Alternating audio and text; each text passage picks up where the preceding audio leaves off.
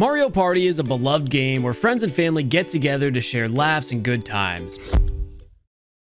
But what if it never existed? Would you play Pummel Party, Garfield Lasagna Party, whatever this is? Or would you play Vegas Party, the Mario Party for gambling addicts? This game did release on PlayStation 4s, but I'm pretty sure it was meant to drop on Nokia 3310s because, well, just look at it. But I don't care how painful this is about to be. Today, we get the Platinum Trophy for it. Back before this channel had officially begun, I did a live stream where I spun a wheel full of random games I would begin to Platinum on stream. A few were titles that I wanted to play, like 2K Drive. Some of them were viewer recommended games. And then we had 2 troll games. Getting this one should have been the first sign that I should stay as far away from Vegas as possible. But I decided to ignore all logical thoughts, start it up anyway, and I quickly realized this isn't any ordinary game. Oh my God, bro.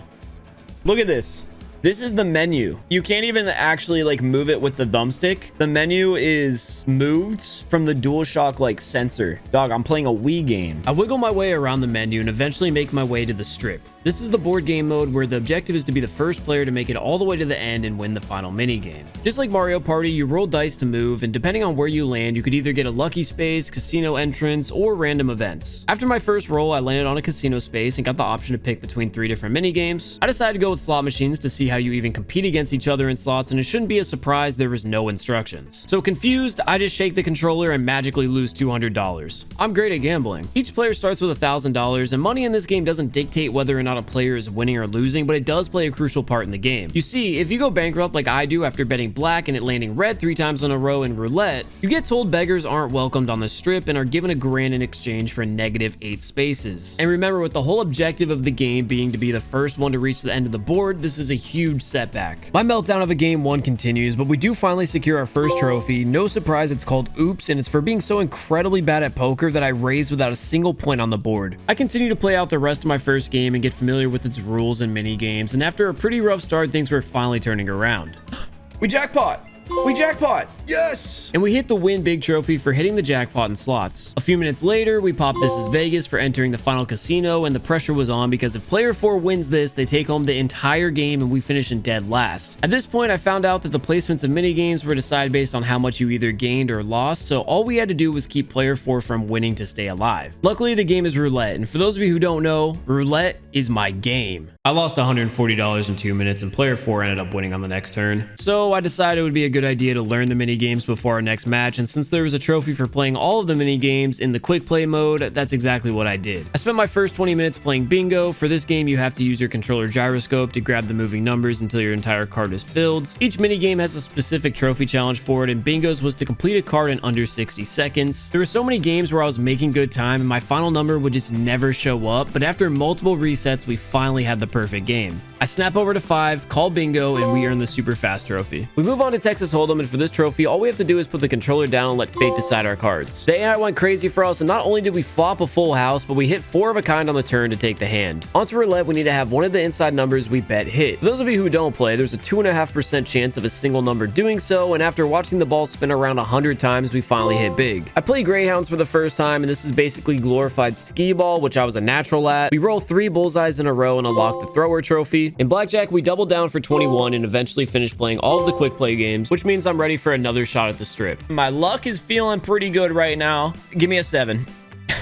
I mean, you can't make this up. I have good spirits and they just immediately get ruined. 0? Why is that even on the dice? I tried to keep my head high and use my newfound minigame skills to carry me through the bad luck. And we were having a pretty decent game contending for the lead when I land on a random event square. I'm told life is unfair and that's why I have to swap positions with another player. No way. No way. So what happened was the granny who was in dead last swapped with player 4, and then when I swapped with player 4, it put me in last. So not only am I in dead last now by a mile, but I'm broke. On the verge of rage quitting, I decide to ride it out and continue to do everything I can to win the mini games. I haven't mentioned this before, but each time a mini game is won, the player who wins is granted a stackable +3 moves to their next turn. So if you're doing well, you can make up some major distance on the board. And I was playing perfect in every mode except for red and black, a card game where you literally just have to guess if it's going to be red or black. I'm not sure how, but I was so incredibly bad at this game that I probably had a correct guess rate of like 10%. And this game mode eventually comes back to haunt me, but for now, it was just a minor inconvenience. On the comeback, we acquire our next trophy, What a Reflex, for shooting 3 chips in the strip. These pop up randomly throughout the match, and you need to use your PlayStation Wii controls to click on them. Chips give you extra money, and dice give you extra rolls. Later, we had a flawless round of darts and pick up another trophy for winning 3 mini games in a row, and with 6 extra move spaces in the bank, the unthinkable happens. Yo, we're in the lead. She just swapped places with me. I was so far behind, there is no way I was going to win this game otherwise. I played the rest of the game super well, but unfortunately, the first player to make it to a casino was forced to stop for the rest of their turn, which gives the other players an opportunity to catch up. And with just one last casino left on the board, we had a tight game. I get beat to the end, and player 3 selects roulette. I decide to play a safe game and do 2 12 bets to minimize my chances of losing money, and it pays off. It's our turn now. We pull up to the Area 51 casino and have our choice at which mode we want to end on. We could do Hold'em, but I think we have to go with darts for the win. That's like the skill dependent mode. There's no luck involved. This is all solely based off of my performance. And I'm not gonna lie, darts was a risky choice because not only do you have to have good timing, you also need to swing your controller at the right speed for an accurate throw. Fast forward, it's another close game that anyone could win. I have one last dart and need 4 points to clear the board. That was on the edge. Let's go. All right, we need them to not clutch up here. This was for the entire game. I sit there and patiently watch as every miss from my opponents puts me one step closer to the win. And finally, it happens. Let me get that. Let me get that. Let's go.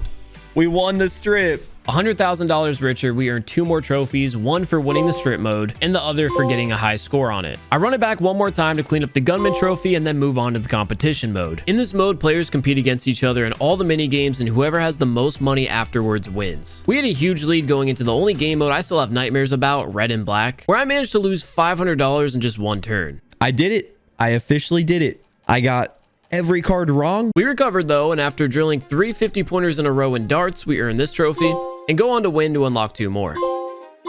And with just 3 trophies left to the platinum, I got hard stuck. As you've seen, a lot of these trophies are luck and RNG based, but for the most part, it didn't take many tries to unlock a specific one if I was focusing it. That was until I went for the bad guy trophy. For this, I had to steal money from another player in the strip mode, and just like the entire game so far, there wasn't a clear instruction on how to do this. So I made the assumption that it would be something that would just naturally happen while I played for a while, but I could not have been more wrong. I played 3 hours of matches, not only trying to land on a lucky space alone, which was rare, but trying to land on a lucky space that would give me that outcome. This game was fun and goofy for the first couple of hours, but at this point, I was just sick of it. Imagine just sitting there rolling a dice, hoping you'll land somewhere you never do while playing bingo and listening to this song blast in your ears for hours.